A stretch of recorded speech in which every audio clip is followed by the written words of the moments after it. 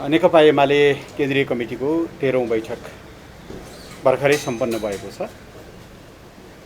बैठकले विभिन्न महत्त्वपूर्ण निर्णयहरू र निर्णय प्रस्तावहरू पारित गरेको छ।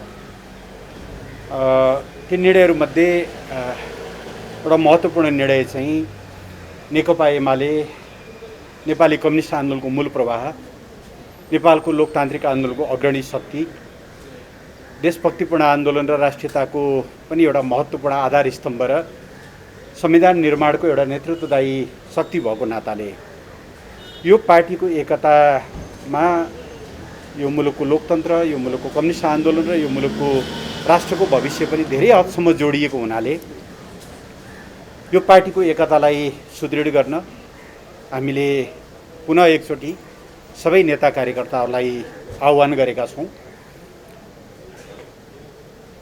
अहिले पार्टीभित्र देखा परेका केही समस्याहरूको कारणले देशभर जनतामा अलिकति निराशा पनि छ र विपक्षीहरूमा अलिकति उत्साह पनि छ। त्यसभएर सबै नेता कार्यकर्ताहरूलाई हाम्रो पार्टीको काँधमा रहेको ऐतिहासिक अभिभारालाई केन्द्रबिन्दुमा राखेर, जनचाहनालाई केन्द्रबिन्दुमा राखेर, कार्यकर्ताहरूको भावनालाई केन्द्रबिन्दुमा राखेर एकतामा कन्स्ट्रक्टिभ रूपले कन्ट्रिब्युसन गर्न, योगदान गर्नका निम्ति हामीले आह्वान गरेका छौँ। दोस्रो, आजको बैठकले आफ्नै पार्टीका अध्यक्ष प्रधानमन्त्री रहनुभएको वर्तमान सरकारलाई हटाएर विपक्षी दलका नेतालाई प्रधानमन्त्री बनाइयोस् भनेर हस्ताक्षरसहित राष्ट्रपति समक्ष पुग्नु र अझ त्यसमध्ये केही साथीहरू मुद्दाको पक्ष बनेर सर्वोच्च अदालतसम्म जानु चाहिँ मुलुकको संविधान, लोकतान्त्रिक प्रणाली, पार्टी विधान, राष्ट्र र जनताको चाहना, हित यी केहीसँग पनि मेल खाने विषय होइन। यो सबै कुराको विपक्षमा विपरीत रहेका विषयहरू हुन्। त्यसो भएको हुनाले त्यो हस्ताक्षरलाई आउने सोमबार साँझ 5 बजेसम्म फिर्ता लिएर आन्दोलनको एकतामा योगदान गर्नका निम्ति हामीले आह्वान गरेका छौँ। र त्यस्तो अनधिकृत हस्ताक्षर बहुदलीय प्रणालीमा दलको निर्णय विपरीत दलका सदस्यले गरेका हस्ताक्षरको कुनै मान्यता हुन नसक्ने, कुनै अर्थ हुन नसक्ने, त्यसको कुनै वैधता हुन नसक्ने कुरा पनि हामीले सम्बद्ध सबैमा जानकारी गराउने निर्णय गरेका छौँ। बैठकले शहीदहरूप्रति हार्दिक श्रद्धाञ्जली अर्पण गरेको छ। आन्दोलनका अग्रज पुष्पलाल, मदन भण्डारी, मनमोहन अधिकारी लगायतहरूप्रति श्रद्धा सुमन अर्पण गर्दै उहाँहरूको आदर्शलाई पछ्याउने सङ्कल्पलाई दोहोऱ्याएको छ। कोभिड महामारीका कारणले ज्यान गुमाउनुभएका पार्टीका केन्द्रीय सदस्यहरू, अरू विभिन्न तहका नेताहरू र देशभरका सर्वसाधारण गरेर 9000 भन्दा बढी जसको ज्यान गएको छ, उहाँहरू सबैप्रति श्रद्धाञ्जली अर्पण गरेको छ। जो सङ्क्रमित भएर उपचार गराइरहनु भएको छ, उहाँहरूको शीघ्र स्वास्थ्य लाभको कामना गरेको छ र खोप अविलम्ब उपलब्ध गराएर सबै नागरिकहरूलाई यो महामारीबाट मुक्त गर्नका निम्ति सरकारलाई आग्रह गरेको छ। प्रधानमन्त्रीले आज बैठकलाई जानकारी पनि गराउनु भएको छ। छिट्टै खोप उपलब्ध हुने र हामीले लक्षित समूह सबैलाई खोप उपलब्ध गराइसक्ने कुराको जानकारी बैठकलाई गराउनु भएको छ। त्यसैगरी बैठकले यो वर्ष मनसुनको सुरुमै जुन ढङ्गको बाढी पहिरोको प्रकोप भयो, जुन ढङ्गको क्षति भयो जनधनको, त्यसप्रति गहिरो दुःख व्यक्त गर्दै विस्थापितहरू, बेघरबारहरूको पुनर्स्थापनाका लागि चाहिँ प्रभावकारी कदम चाल्न सरकारलाई ध्यान आकर्षण गरेको छ। कमरेड जलनाथ खनालको स्वास्थ्य लाभको कामना गर्दै उहाँको स्वास्थ्य उपचारको जिम्मा लिनुभएकोमा पार्टी अध्यक्षलाई धन्यवाद ज्ञापन गरेको छ। र चिनिया कम्युनिस्ट पार्टीले भर्खरै आफ्नो स्थापनाको 100 वर्ष पुरा गरेको छ। चिनिया कम्युनिस्ट पार्टी हाम्रो एउटा मित्र पार्टी पनि हो। उहाँहरूले यो 100 वर्षको गौरवपूर्ण यात्रा पुरा गर्नुभएकोमा उहाँहरूलाई बधाई र शुभकामना ज्ञापन गरिएको छ। यो 100 वर्षको अवधिमा चिनिया कम्युनिस्ट पार्टीको नेतृत्वमा चीनले जुन युगान्तकारी र चमत्कारिक प्रकृतिका उपलब्धिहरू हासिल गरेको छ, त्यसप्रति खुसी व्यक्त गर्दै आगामी दिनमा जुन चिनिया सपना छ उहाँहरूको र जुन दुईटा शताब्दी लक्ष्यहरू छन् त्यो पुरा गर्न उहाँहरूलाई सफलता प्राप्त होस् भन्ने पनि शुभकामना व्यक्त गरेको छ। आजको बैठकमा पार्टी उपाध्यक्ष कमरेड वामदेव गौतम पनि सहभागी हुनुहुन्थ्यो। उहाँले पार्टी एकताका निम्ति थप प्रयत्न गर्न प्रधानमन्त्रीलाई सुझाव दिनुभएको छ। प्रधानमन्त्रीले त्यसलाई सकारात्मक रूपमा लिँदै पार्टी एकताका निम्ति आफू निरन्तर लागिरहेको, तर पार्टी एकताको अर्थ चाहिँ आफ्नो पार्टीलाई कमजोर गरेर अर्को विपक्षी दललाई बलियो बनाउने कुरा चाहिँ हुन नसक्ने भएको हुनाले त्यस्तो क्रियाकलापमा संलग्न रहेका साथीहरू त्यहाँबाट ब्याक हुनुपर्छ भन्ने कुरा पनि प्रधानमन्त्रीले बताउनु भएको छ। यसरी बडो सौहार्दपूर्ण ढङ्गले आजको बैठक सकिएको छ। अर्को बैठक भोलि दिउँसो 3 बजे यहीँ बस्ने जानकारी म यहाँलाई गराउन चाहन्छु। विधान महाधिवेशनको कुरा पनि उठिरहेको थियो। जुन 10औं राष्ट्रिय महाधिवेशन आयोजक कमिटीको रूपान्तरण गरियो, तर महाधिवेशन चाहिँ सोही समयमा हो स्थगन रद्दै भयो। भोलि हामीले थप निर्णय गर्छौँ यस विषयमा।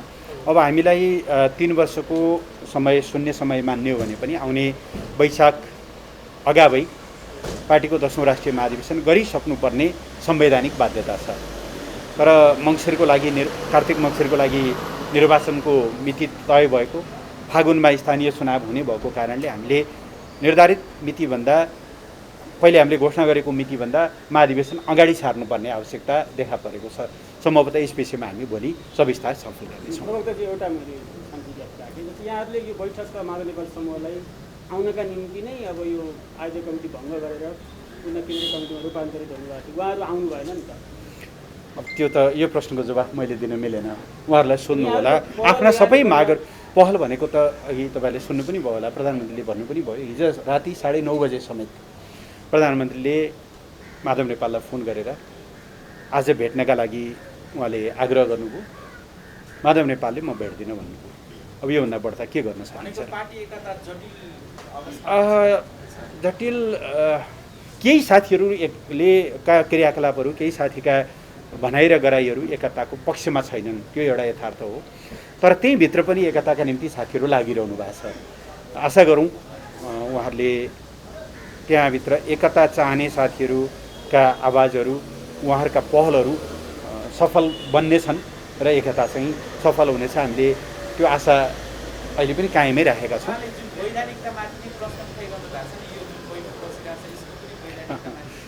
महाधिवेशन र निर्वाचित कमिटीको वैधानिकता हुँदैन भने वैधानिकता खोज्न अब कहाँ जाने हो? त्यो उहाँहरूको त्यसो भनिरहँदा उहाँहरूको एउटा आग्रह मात्रै झल्किन्छ त्यसमा। महाधिवेशन एउटा निर्वाचित कमिटी हो र यसको बैठकहरू सबै विधिसम्मत, वैध र एकमात्र आधिकारिक बैठकहरू यिनीहरू नै हुन्। यो हस्ताक्षर फिर्ताको चाहिँ नि एउटा शर्त राख्नु भएको रहेछ। समस्या समाधान भएर पार्टी एक भयो भने त्यो हस्ताक्षरको के अर्थ हुन्छ? यस्तो हो, तपाईँ आफै एकछिन कल्पना गर्नुहोस्। तपाईँ कुन मिडियासँग हुनुहुन्छ थाहा छैन। हजुर, तपाईँ एउटा मिडियासँग आबद्ध हुनुहुन्छ। त्यहाँ बसेको साथीले तपाईँका रिपोर्टरहरूले दिएका सबै रिपोर्टहरू फुरुफुरु अर्को कुनै जससँग तपाईँको एकदम तीव्र प्रतिस्पर्धा छ, न्युजहरू फुरुफुरु उता फिड गरिदिनुहुन्छ भने तपाईँको व्यवस्थापनको त्यो मिडिया हाउसको के प्रतिक्रिया हुन्छ? भेरी सिम्पल कुरा हो नि यो त। त्यसरी यसमा धेरै तर्क आवश्यक छ जस्तो लाग्दैन। यहाँले मेरो दुईटा प्रश्न छ यहाँलाई। जस्तो अदालतमा मुद्दा विचाराधीन अवस्थामा छ र त्यो जुन मुद्दामा चाहिँ यो माधव समूहको हस्ताक्षरलाई पनि एउटा प्रमाणको रूपमा लिएको छ र त्यसलाई आधारको रूपमा प्रधानमन्त्री बनाउन पेश गरिएको छ। यस्तो अवस्थामा तपाईँहरूले अब साङ्केतिक हिसाबले उहाँहरूले मुद्दा फिर्ता गरिदियोस् अथवा त्यो खालको प्रतिबद्धता आओस् भन्ने हो कि अथवा कुनै किसिमबाट चाहिँ त्यो मुद्दामा जुन हस्ताक्षर बुझाइएको छ त्यसलाई फिर्ता गर्न सकिने त कुनै प्रक्रिया? यो पोलिटिकल कुरा हो। यो पोलिटिकल कुरा। एउटा प्रश्न यो भयो। अर्को प्रश्न, जस्तो अब पार्टी एकताका लागि आह्वान त भनिएको छ, उहाँहरूले समानान्तर कमिटीहरू बनाइराख्नु भएको छ।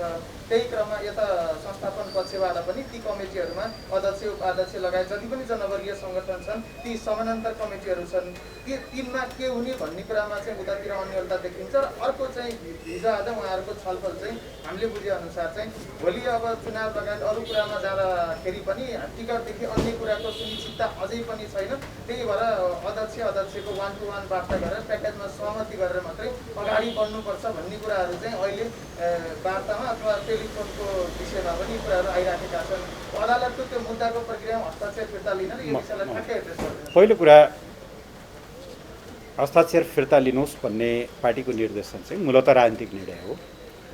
पहिलो कुरा त त्यो हस्ताक्षर त्यसरी जाने कुरा नै बिल्कुल संविधानको बरखिलाफ, मुलुकको राजनीतिक दलहरूको दल सञ्चालन सम्बन्धी हाम्रो प्रणालीको बरखिलाफ छ। किनभने यो व्यवस्थाको आधारशिला भनेकै बहुदलीय प्रतिस्पर्धात्मक लोकतान्त्रिक प्रणाली हो। तपाईँले संविधानको प्रिएम्बलमा हेर्नुभयो भने, प्रस्तावना हेर्नुभयो भने हाम्रो देशको प्रणाली के हो त भन्दा बहुदलीय लोकतान्त्रिक प्रतिस्पर्धात्मक प्रणाली। यो लोकतन्त्रका यो प्रणालीका आधार दलहरू,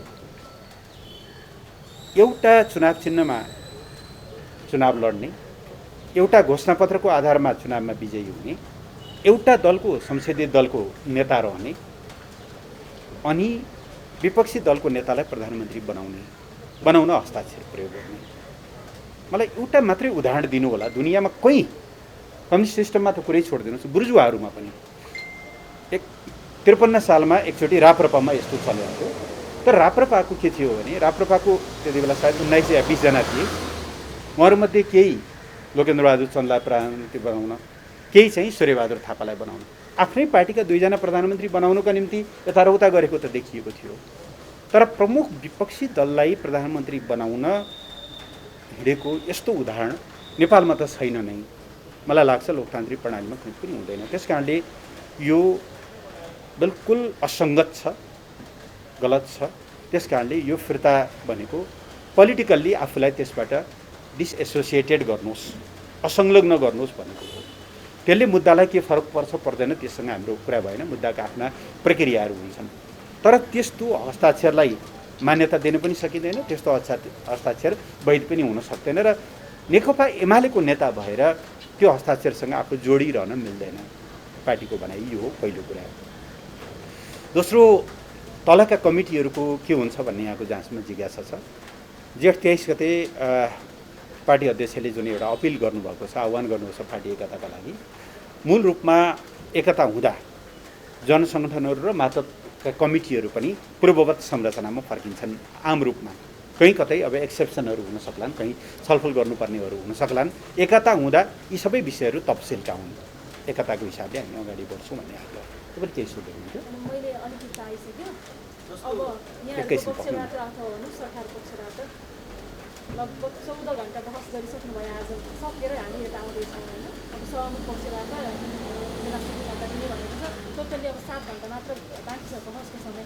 त्यो हिसाबले हेर्दा सोमबार बेलुकासम्म आउँछ कि भन्ने एउटा एक खालको कल्पना भनौँ न गरिएको छ। आउँछ कि भन्ने यहाँहरूले पनि 5 दिनसम्मको समय दिनुभएको छ। उहाँहरूले विघटनको निर्णय गलत थियो भनेर आत्मआलोचना गर्नुहोस् भन्ने राजनीतिक एउटा माग र यहाँहरूले हस्ताक्षर फिर्ता लिनुहोस् भन्ने एउटा राजनीतिक माग उस्तै जस्तो देखियो। हुँदैन, त्यो दुईवटा बिल्कुल फरक कुरा हो। दुईवटा फरक के हो भने, प्रतिनिधि सभा विघटन, अझै यसचोटिको प्रतिनिधि सभा विघटन त त्यो ठाउँमा पुग्दा केपी शर्मा ओली या अरू कोही प्रधानमन्त्री भएको भए पनि उपधारा 5 अनुसारको प्रधानमन्त्री बन्न नसकेपछि या प्रधानमन्त्री, दुईवटा अप्सन छ तपाईँलाई थाहा छ।